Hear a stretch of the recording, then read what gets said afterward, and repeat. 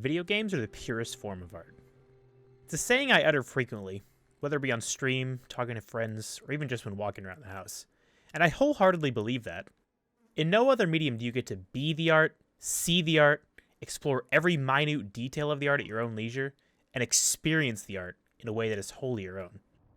It may sound cheesy or corny, but I truly believe that no other form of entertainment has the power to bring people together the way gaming does.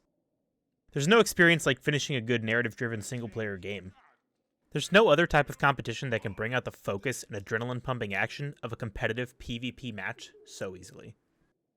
There are very few things that I personally find as therapeutic as settling in after a long day and putting all my troubles to the wayside in preparation for a long night's journey through a game that I know the developers poured their hearts and souls into.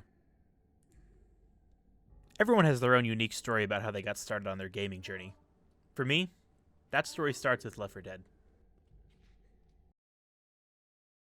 Now, I'd played other games before, mostly on my Game Boy or the Wii that I eventually got.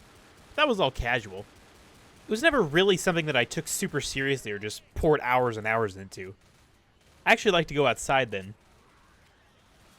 I don't remember the exact date, either late 2008 or early 2009, but I was over at a family friend's house. He was an avid gamer, specifically on the Xbox 360. And while we were there, he started playing something that I'd never seen before, a first-person shooter. Now, if you play video games a lot, an FPS is nothing crazy or unique.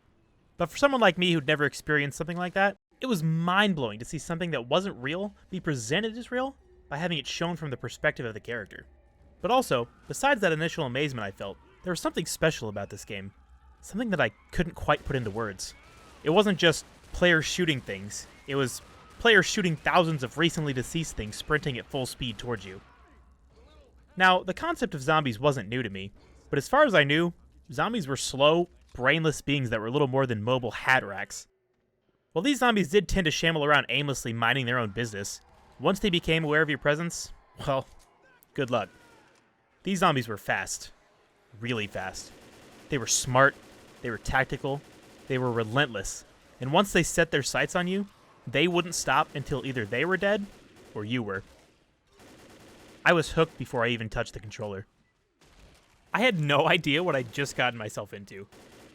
In that brief moment, I was unaware of the fate I'd just unlocked, but this would be my first step into a love affair that still consumes me to this day. I had to have this game. I practically begged my parents for an Xbox 360 for my birthday, and when that day came around, I didn't get it. But I did have just enough money to go out and buy one, plus a game. So of course, that's what I did. I took every last penny I'd gotten for my birthday, asked my mom to drive me to Walmart, and walked out of the store the owner of a brand new Xbox 360. And on that car ride home, I think I was happier than I'd ever been in my life. Now, I'm not 100% positive that the first character I ever played was Bill, but if I had to bet my life on it, I'd choose Old Reliable himself, as I have every other time since then. He had this rugged yet charming personality about him. The father figure of the group, you knew he'd seen too much in his time, but that's what kept him pushing. Significantly older than the rest of the group, that didn't slow him down a bit, and he could still kick it with the best of them. Perhaps that's why I was drawn to him. Zoe, Lewis, and Francis, while each artfully unique and likable enough on their own, never called to me the same way Bill did, or still does. I mean, come on, how could you not love Bill? My weapon of choice did tend to vary based on how I was feeling that day, but more often than not, the M16 was my go-to. 50-round mag, the pinpoint accuracy, the sultry sound of the swift shooter sinking the shabby skin sacks. You get the idea. This thing packed a punch. You could just as easily pick off stragglers in the distance as you could mow down a crowd gnawing at your knees.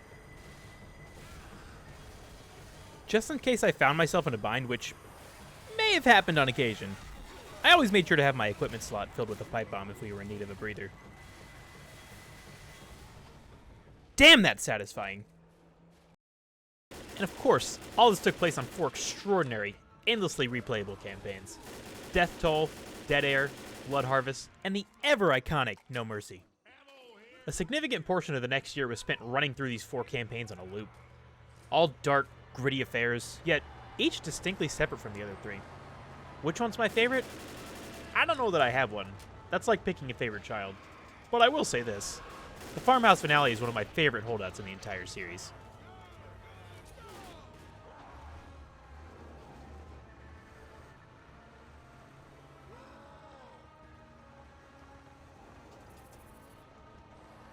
One of the biggest aspects that really seemed to set Left 4 Dead apart, though, was the director.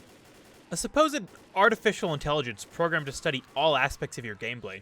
Your habits, your movement, pacing, whether or not you're struggling, and consequently, whether it thinks you need to struggle more, and change the path ahead accordingly. Or so it was marketed. In actuality, the director wasn't the omnipotent, all-seeing, ever-forging god that it may have been painted out to be, but it did make some minor adjustments as you played. I think the concept alone is what made it so cool, even if its actual functionality was minimal in the grand scheme of things. Regardless of the actual scope of the director's role in the matter, you won't play the exact same level twice in a row. There are plenty of other games that use similar AI, but in the earliest days of my gaming journey, being exposed to this firsthand, entirely unaware of the director's existence, was one of the coolest things I'd ever experienced. It's no understatement to say that I was in love with this game. I spent hours every day after school just replaying the same 4 campaigns over and over and over again. At the time, I didn't think anything would make me want to stop playing.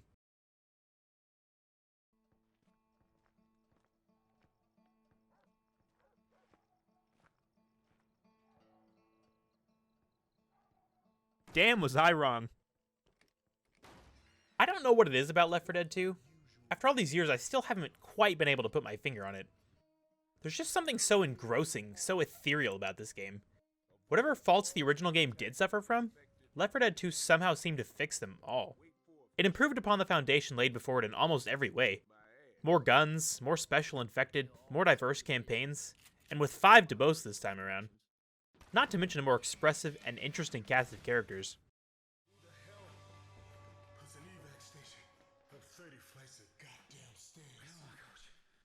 Maybe the helicopter. Maybe it's made of chocolate. The game had it all. After playing Left 4 Dead 2, it was hard to go back to the original, the biggest reason being the diversity in the campaigns. As I implied before, none of the original 4 campaigns were anything to scoff at, but the level designers turned the dials up to 11 when it came to craft their successors. Dead Center, the first and shortest of the bunch, set our protagonists on a quest to go from their newly designated landing zone at the top of the Vanna Hotel, across town to the Liberty Mall, another SETA facility. When they arrive, they realize that their only chance of escape is the currently on display and out-of-fuel stock car belonging to the one and only Jimmy Gibbs Jr., a racing legend and personal hero of Ellis. A mad dash ensues to collect enough scattered fuel canisters as quickly as possible. And once the tank's full, our crew is able to drive off towards New Orleans, rumored to be the only safe city left in America. Dark Carnival, probably the most fun and memorable campaign in the series, starts with the survivors at an impasse. A highway filled with parked cars and no chance of getting around on wheels. A nearby billboard lets them know that Whispering Oaks Amusement Park, a childhood favorite destination of both Ellis and Coach, is nearby. Noticing searchlights coming from the direction of the park, they decide to venture towards it in search of salvation. Permanent salvation might not have been written in the stars, but at least they got to partake in what was undoubtedly the most badass concert post-outbreak, courtesy of the Midnight Riders.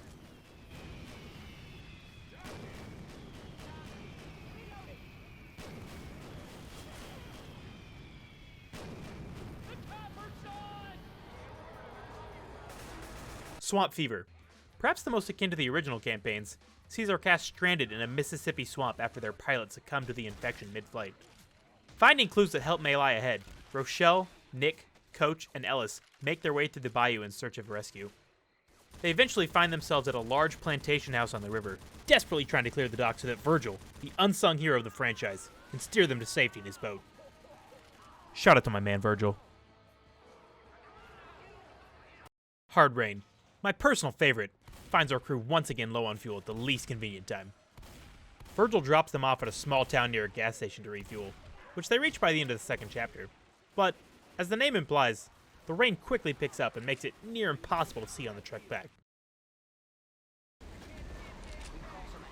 This brings an additional layer of difficulty as the special infected now have an even greater advantage. The combination of the amazing audio design and the atmosphere created by the impaired vision are enough for anyone not brave enough to weather the storm to ask for a rain check.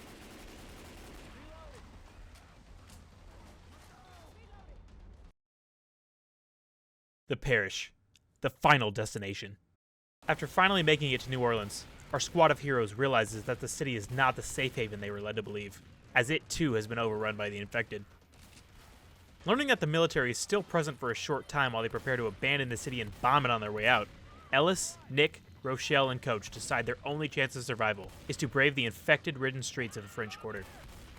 As they arrive at the finale, they find the Veterans Memorial Bridge, the only thing standing between them and the military evac zone, completely blocked by traffic, which remained frozen in time since the fall of man. With enough effort, the will to live, and a little bit of luck, our 4 survivors successfully cross the bridge, making it to safety, and this time for good. At least, that's what we're led to believe.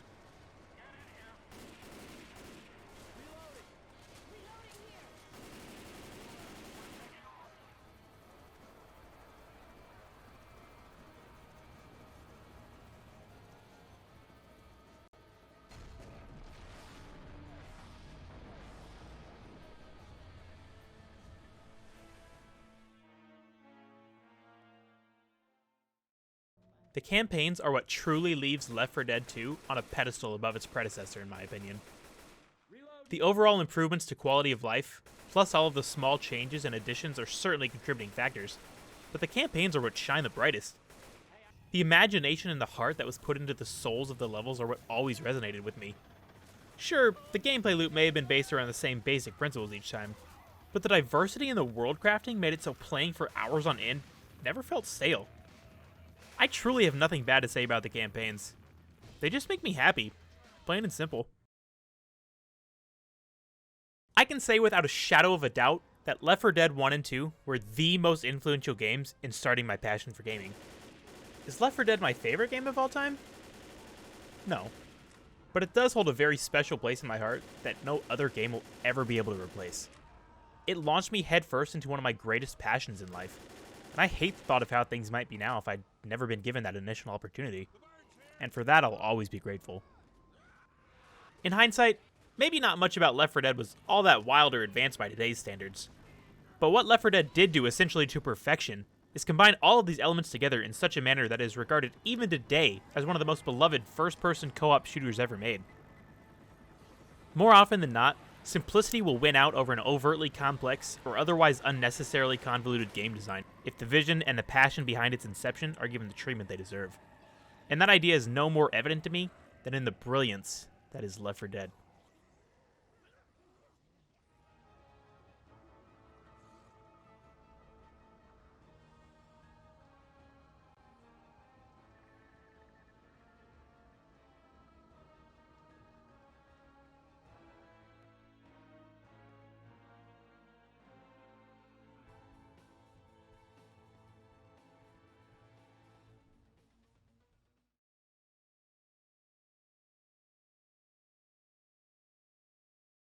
I'm just gonna say it. I don't like the swamp or swamp people. So what do you think is gonna kill us? Zombies, gators, snakes, bugs, or swamp people? The way we're shooting each other. Yeah.